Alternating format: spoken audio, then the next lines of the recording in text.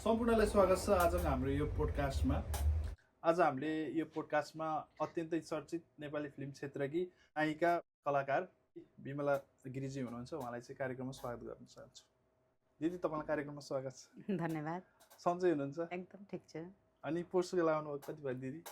म आएको 10 महिना भइसक्यो, 1 वर्ष हुन लागिसक्यो। 1 वर्ष हुन लागिसक्यो। अनि कस्तो रह्यो दिदी पोर्चुगलको बसाइ? एकदम रमाइलो भइरहेछ। मलाई त घुम्न पाएको छु है। हजुर। नयाँ नयाँ ठाउँहरू भिजिट गर्न पाएको छु। यहाँको रहन सहन कस्तो के छ भन्ने बुझ्न पाएको छु। एकदम रमाइलो भइरहेछ। ओके दिदी, कति पनि ढिला नगरिकन सुरुमा त म तपाईँलाई तपाईँको फिल्म क्षेत्रको सुरुवाती यात्रा चाहिँ म सोध्न चाहन्छु दिदी। तपाईँको अभिनय यात्राको सुरुवात कसरी भयो दिदी? अभिनय यात्राको सुरुवात चाहिँ मलाई पहिल्यैदेखि बच्चै बेलादेखि मलाई इन्ट्रेस्ट थियो होइन, फिल्म क्षेत्रमा लाग्न चाहिँ। अब त्यो इच्छा चाहिँ अलिकति छिटो पुगेन भनौँ न, पुरा भएन मेरो। अनि पछि आएर मेरो पुरा भयो अनि एकदम सजिलै भयो। मलाई त्यस्तो खासै गाह्रो भएन फिल्म क्षेत्रमा पाइला चाल्नलाई, पाइला टेक्नलाई भनौँ न। ओके। अनि तपाईँलाई त्यो सुरुवाती क्षेत्रमा फिल्म क्षेत्रमा जाँदाखेरि तपाईँलाई परिवारबाट कति सपोर्ट भयो दिदी? परिवारबाट सुरुमा अलिअलि सपोर्ट भएन होइन, अलिकति गाह्रै भयो। पछि भएपछि एकदमै सपोर्ट भयो। त्यो सपोर्ट भएर त यहाँसम्म आइपुगेर म अहिले विमला गिरी भन्ने चिनिएको छु त। ओके। तपाईँले फिल्म क्षेत्रमा धेरै काम गर्नुभयो र नायिका पनि बन्नुभयो दिदी होइन? सुरुमा तपाईँले जीवन रेखा है? हजुर। मैले जीवन रेखा भन्दा पहिला चाहिँ मैले एउटा बन्नी प्रधानले डाइरेक्सन गर्नुभएको मेरो सुरुवात चाहिँ त्यहाँदेखि भयो भनौँ न। पछ्यौरी भन्ने होइन, एउटा सानो सिन छ त्यसमा। मेरो सुरुवात त्यहाँदेखि भएर अनि पछि म बिचमा अब बच्चाहरू सानो थिएँ, हुर्काउन अलिक गाह्रो भएको भएर टाइम दिन नसकेर फिल्म क्षेत्रलाई लाग्न अलिकति गाह्रो भयो। अनि पछि मैले जीवन रेखाबाट चाहिँ म कन्टिन्यू आउन थालेँ भनौँ न। जीवन रेखामा चाहिँ मैले नायिकै भएर काम गरिरहेछु। कस्तो रह्यो दिदी अनुभव नायिका हुँदाखेरि? अब सुरुमा कतिको गाह्रो भयो? गाह्रो खासै त्यस्तो गाह्रो त लागेन मलाई होइन। अब सबैजना टिम राम्रो थियो होइन। अब सबैजना टिमले कति सहयोग पनि गर्नुभयो, कति हेल्प गर्नुभयो मेरो लागि पनि, मलाई पनि होइन। त्यसले गर्दाखेरि मलाई त्यस्तो गाह्रो चाहिँ भएन, सजिलै भयो भन्नु पर्यो। सजिलै भयो है।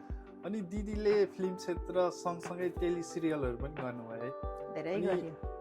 हजुरलाई पहिलो टेली सिरियलमा काम गर्दाखेरि चाहिँ कस्तो अनुभव भयो दिदी? डाइरेक्ट फिल्म क्षेत्रबाट टेली सिरियलसँग जाँदा त्यहाँको टिमहरू, त्यहाँको वातावरणहरू कस्तो लाग्यो? मैले सबभन्दा पहिला चाहिँ हिजो आजको कुराबाट स्टार्ट गरेको टेली सिरियल चाहिँ होइन। हिजो आजको कुरामा अब सन्तोष पन्त भनेपछि त अब नचिन्ने सायद कोही पनि छैन होला होइन। अहिलेको नयाँ जेनेरेसनले नचिन्ला होइन। अब किनभने भर्खर आएकोहरूले, तर पहिला अब हाम्रो पाला अनि हाम्रोदेखि धेरै पछिकोहरूले पनि धेरैले चिन्छन् सन्तोष पन्त भनेपछि होइन। सन्तोष पन्तको सिरियलमा काम गर्दाखेरि सजिलो भयो, एकदम रमाइलो पनि हुन्थ्यो होइन। टिम घरमै सुटिङ हुन्थ्यो सन्तोष सरको, एकदम रमाइलो भयो। हामी पनि सँगै काम गऱ्यो है एउटा फिल्ममा? गरियो त। फिल्मको नाम थियो बेबी आई लभ यु है? Baby I love you. First time चाहिँ मैले दिदीलाई चाहिँ मुभी बेबी आई लभ युमा भेटेको थिएँ। दिदी एकदम मिलनसार, एकदम माया गर्ने अनि सबैसँग एकदम मिल्ने सुटिङ स्टुडियोमा पनि। अनि म चाहिँ नयाँ थिएँ विशेष गरेर क्षेत्रमा, दिदीहरू चाहिँ पुरानो हुनुहुन्थ्यो, तर त्यस्तै एटिट्युड चाहिँ थिएन दिदीहरूमा। अब म डिरेक्सन टिममा थिएँ, दिदी कलाकार हुनुहुन्छ, तर पनि धेरै पुरानो काम गरिसकेको कलाकारले त नयाँ मान्छेलाई हेर्ने दृष्टिकोणै फरक हुन्छ नि त। तर त्यस्तो चाहिँ दिदीमा थिएन। धेरै हामी क्लोज भयौँ अनि अहिले हामी हाल पोर्चुगलमा आएर नि कनेक्सनमा भयो। दिदी र म कसरी भेट भयो भन्ने कुरा त फेरि हामी भन्दै गर्छौँ पछिल्लो कुरामा। अब तपाईँको करियर र अभिनयतिर जान चाहन्छु दिदी। अहिलेसम्म तपाईँको सबैभन्दा मनपर्ने भूमिका कुन रह्यो दिदी? अहिलेसम्म जति नै फिल्म गर्नुभयो अथवा सिरियल गर्नुभयो नि, त्यसमध्येबाट तपाईँलाई सबभन्दा मन परेको भूमिका चाहिँ कुन चाहिँ रोल हो एउटा? मैले फिल्ममा त थुप्रै गरेँ। अब मलाई छान्नु पर्दा त धेरै छ मनपर्ने भूमिकामा पनि होइन। त्यसमध्येमा मैले जीवन रेखालाई छान्छु। अनि त्यसपछि मैले माई ब्रदर भन्ने मुभीको चाहन्छु। दिदी, तपाईँले फिल्म क्षेत्रहरूमा काम गर्दाखेरि सबैभन्दा चुनौतीपूर्ण कुरा चाहिँ के लाग्यो हजुरलाई? फिल्म क्षेत्र भनेको एउटा घर हो होइन। त्यो घरभित्र सबैजना मिलेर बस्यो भनेदेखि फ्यामिली राम्रो हुन्छ होइन। मिलेर बसेन भने त्यो फ्यामिलीमा कति झगडा हुन्छ, कति तनाव हुन्छ होइन। हो त्यस्तै नि हो हाम्रो फिल्म क्षेत्र पनि। टिम राम्रो भयो भने सबै कुरा राम्रो हुन्छ सहन पनि सकिन्छ होइन। टिम राम्रो भएन भने केही पनि राम्रो हुँदैन। र मैले प्राय काम गरेकोहरूमा चाहिँ सबै टिम राम्रो थियो, त्यसले गर्दाखेरि मलाई त्यस्तो खासै चुनौती चाहिँ भएन पनि र गर्नु पनि परेन अहिलेसम्म त्यस्तो कुनै चुनौती छैन आइरहेको छैन नेपाली फिल्म इन्डस्ट्रीमा। जस्तै अहिलेसम्म तपाईँले जति पनि भूमिका निभाउनु भयो नि, तपाईँको ठ्याक्कै आफ्नो जीवनसँग मेल खाने कुनै भूमिका गर्नुभयो होला? गरेको छु, मैले अहिले गरिरहेको सिरियलहरू पनि छ होइन, गरेँ मैले एउटा सिरियल होइन, मैले एउटा गानामा गर्दा चाहिँ हुन त म त्यसमा परेको त छुइनँ कि, भए पनि मैले त्यो गानामा मैले एक्टिङ गर्दाखेरि मेरो आफ्नो जीवनसँग त मेल खाएको होइन कि, तर मैले अब यहाँ कुरा गर्दाखेरि निस्किहाल्यो भनिहाल्यो होइन। त्यो जुन अब आइमी मान्छेहरू विधवा हुन्छ नि, चुरीहरू फुटाउने, सिन्दुरहरू पुस्ने, त्यस्तो त्यो पानीहरूले पखाल्ने त्यो सिन गर्दाखेरि म रोएको थिएँ है। म त्यो रुनलाई मलाई यस्तो रुन आयो, म त्यो उ गर्नै सकिनँ क्या, थामिनै सकिनँ क्या। आफ्नो लाइफ सम्झेर हो कि के गरेर थाहा भएन है। हुन्छ दिदी, हामी अब अर्को कुरा चाहिँ जस्तै तपाईँलाई कुनै पनि एउटै क्यारेक्टरहरू लामो समयसम्म तपाईँले निभाउँदै गर्दाखेरि जस्तै हुन्छ नि त, अब त्यो कन्टिन्युटीको कुराहरू हुन्छन्, सेम त्यही गर्नुपर्ने हुन्छ हरेक दिनहरू होइन, त्यस्तो कुराहरूलाई चाहिँ तपाईँले कसरी यो भूमिकाहरू निभाउनुहुन्छ? कता सिरियल छुट्टै सिरियलहरू कि एउटै सिरियलमा मिल्छ कन्टिन्यू, जस्तै एउटै फिल्ममा मिल्छ, किनभने भाइब्सहरू अदाहरू बोल्नुपर्ने कुराहरू हुन्छ नि, एक्टिङहरू सेम त्यही गर्नुपर्ने हुन्छ, आउँछ सेम है, त्यही भाइब्स आउँछ सबै कुराहरू है। नायिका बन्न सजिलो त छैन फिल्म क्षेत्रमा। हामीले त धेरै कुराहरू सुनिँदै आएको हुन्छ नि त इन्डस्ट्रीमा, जस्तै फिल्म क्षेत्रमा छिर्न धेरै गाह्रो छ अनि धेरै कम्प्रोमाइजहरू गर्नुपर्छ, त्यस्तो कुराहरू चाहिँ धेरै सुनिन्छ। तर हाम्रो फिल्म क्षेत्र कस्तो छ किनकि तपाईँले त लङ टाइमदेखि गर्दै आउनुभएको छ, हजुरलाई चाहिँ के हुन्छ, कति चुनौती छ? चुनौती त अब धेरै छ नि, चुनौती त धेरै छ। अहिले त झन् कम्पिटिसनको जमाना छ होइन, चुनौती त धेरै छ। तर हाम्रो पालामा चाहिँ त्यति धेरै यो कम्पिटिसन पनि थिएन, कलाकारहरू पनि धेरै थिएनन् होइन, त्यसले गर्दाखेरि सीमित थियो होइन, त्यसले गर्दाखेरि खासै त्यस्तो चुनौती चाहिँ भोग्नु परेन। तर पछिबाट आएकोहरू अब एउटा दुईवटा मुभी खेल्ने अनि यसो अनुहार मात्रै देखाउने त्यस्तोहरू आएर चाहिँ अलिकति चुनौती, उनीहरू आफै नै चुनौती भएर आएका छन् क्या, उनीहरू आफै नै त्यो भनौँ न एउटा अब के भन्ने होइन, यहाँ नभन्नु।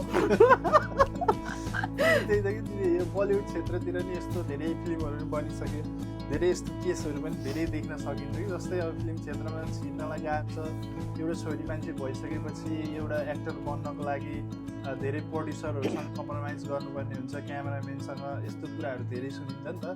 अब यसको बारेमा त अब हामी त नेपाली फिल्म क्षेत्रमा त्यति छैन, त्यो भएर चाहिँ सोधेको हजुरलाई। अनि महिला हाम्रो हेर्नु भने हाम्रो महिला दिदीबहिनीहरू नि हुनुहुन्छ, अब कतिलाई एक्टर बन्ने इच्छा होला होइन, उहाँहरूलाई नि सोचाइमा कतिको त्यो हुनसक्छ कि दिदी, त्यही भएर त्यो बाहिर हल्ला त अब मिडियामा आइसकेपछि मान्छेहरूले यति कुरालाई यत्रो बनाउँछ होइन, हल्ला धेरै हुन्छ, त्यो हल्लाको पछाडि लाग्नु हुँदैन, आफू पर्फेक्ट भएर आफू सबै कुरा सिकेर आफूमा म यो गर्न सक्छु, म यो क्षेत्रलाई म कर्मथलो बनाउँछु भनेर अगाडि बढ्नुभयो भने त्यस्तो चुनौती चाहिँ खासै छैन। जसले कला चिन्छ उसले चाहिँ कुनै कुराहरू कम्प्रोमाइज गर्नु पर्दैन। अनि दिदी जस्तै अब कतिजना अब तपाईँ फिल्म क्षेत्रको यत्रो चर्चित व्यक्ति पोडकास्टमा आइसक्दाखेरि तपाईँलाई देखेर नि मन दिदी जस्तै बन्छु भन्दै होला नि होइन, कति म पनि एक्टर बन्छु भोलि गएर भनेर अहिले आउँदै गरेका नयाँ युवाहरू छन्, उनीहरूलाई चाहिँ तपाईँले के सल्लाह सुझाव दिन चाहनुहुन्छ जुन नयाँ कलाकारहरू हुनुहुन्छ, महिला कलाकारहरूलाई विशेष गरेर? अब उहाँहरूलाई के भन्न चाहन्छु भनेदेखि म के अरे सिकेर आउनु, सबै कुराहरू आफूमा पर्फेक्ट भएर आउनु होइन, कुनै गाह्रो छैन फिल्म क्षेत्र है। तर 2-4 दिनको लागि रमझमको लागि आउनुहुन्छ भने चाहिँ नआउँदै ठिक हुन्छ। तपाईँहरूले बुझ्नुभयो होला, फिल्म क्षेत्रमा आउँदाखेरि चाहिँ आफूमा कला भएर त्यो इन्डस्ट्रीमा मलाई एक्टिङमा म पर्फेक्ट छु त्यही होइन दिदी, एक्टिङमा म पर्फेक्ट, म हरेक कुरामा डान्सिङमा म डान्सिङ गर्न सक्छु, म हरेक क्यारेक्टरको लागि चाहिँ म एज अ एक्टर हिरोइन बन्न सक्छु भन्ने हिसाबले आफूले आफूलाई प्रिपेयर गरेर हरेक कुरामा चाहिँ आउनु पर्यो। त्यस्तो भयो भने चाहिँ दुःख पाइँदैन इन्डस्ट्रीमा। हुन्छ, धन्यवाद छ दिदी तपाईँलाई। र अब हामी जानेछौँ दिदीको व्यक्तिगत जीवनतर्फ। हजुरलाई अभिनय बाहेक तपाईँले सुटिङ बाहेक चाहिँ के कुरामा तपाईँले रुचि राख्नुहुन्छ विशेष गरेर? उसलाई मनपर्ने कुराहरू? मनपर्ने कुरा त कति छन् है। हजुर अब रुचि त कति थियो अब के गर्नु, अहिले आफ्नो त्यो इच्छालाई सबैलाई मार्नु परेको छ। अब हजुर साथीहरूसँग घुम्ने डुल्ने, अब अहिले त के मन्दिरहरू जाने घुम्न कोही मन बेला पर्छ हजुरलाई? कोही अनि दिदी अब आउने बाँकी दिनहरूमा मनमा लागेका कुराहरू होला नि, म यस्तो गर्न चाहन्छु होइन? अब जस्तै अब तपाईँ विदेशै बस्न चाहनुहुन्छ कि अब नेपाल फर्किन चाहनुहुन्छ कि अब होला नि त मनमा म चाहिँ यस्तो गर्न चाहन्छु अगाडिको दिनमा भन्ने केही कुराहरू छन्? छन्। म विदेश त बस्दिनँ, म विदेश आउने जाने गरिन्छ, त्यो आफ्नो ठाउँमा छ होइन। हजुर मलाई चाहिँ नेपाल गएरै केही चाहिँ नेपालमै गर्न इच्छा छ क्या। मलाई अब यो फिल्म क्षेत्र, फिल्म पाउँजेलसम्म म काम गर्छु होइन। यदि यसमा काम पाइनँ भने पनि म चाहिँ अब अलिकति समाज सेवातिर लागौँ कि भन्ने आफ्नो सोच छ। अब भोलिको दिनमा त्यो पुरा हुन्छ हुँदैन त्यो थाहा छैन होइन, तर हजुर सोच चाहिँ मेरो त्यो छ। ओके दिदी, हजुरलाई अहिलेसम्म एकदम मन परेको कुनै एक्टिङहरू छन्? छ। कुनै हाम्रो दर्शकलाई देखाउन चाहनुहुन्छ एक्टिङ गरेर? म देखाइदिन्छु। मैले धेरै फिल्महरू पनि गरेँ, सिरियलहरू पनि गरेँ होइन, तर फिल्मको भन्दा पनि म सिरियलको एक्टिङ गरेर देखाइदिन्छु। हुन्छ दिदी। किन यहाँ आइस? किन यहाँ आइस? त जस्तो छोरी हुनुभन्दा त बरु गर्वमा तुलिएको भए हुन्थ्यो। त्यो भदानीको के गल्ती थियो? त्यो भदानीको के गल्ती थियो? त्यसलाई तैँले किडन्याप गर्न लगाइस्। तर म यो भन्न चाहन्छु कि मेरो रगतमा केमा खोट थियो? रगतमा खोट थियो कि मेरो कोखको खोट थियो? तर आइन्दादेखि तैँले मेरो अगाडि तेरो अनुहार देखाउन पाउँदिनस्, बुझेस्? गइहाल यहाँबाट। तेरो अनुहार पनि हेर्न चाहदिनँ म।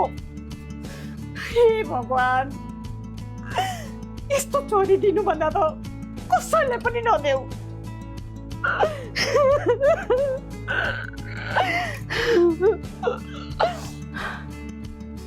अब अन्तिम प्रश्न दिदी, पोडकास्ट हेर्ने सुन्ने दर्शकलाई एक लाइनमा के सन्देश दिन चाहनुहुन्छ?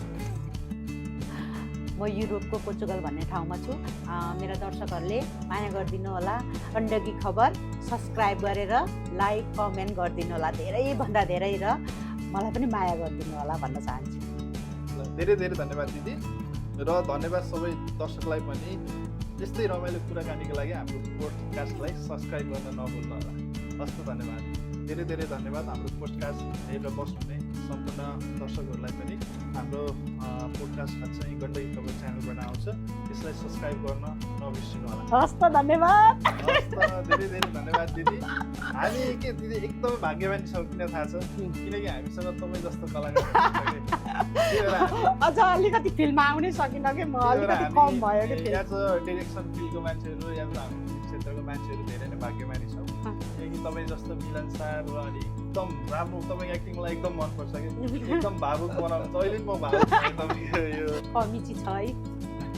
हुन्छ, धेरै धेरै धन्यवाद दिदी, धेरै धेरै शुभकामना। आउने दिनहरूमा अझै धेरै फिल्महरूमा देख्न पाऊँ।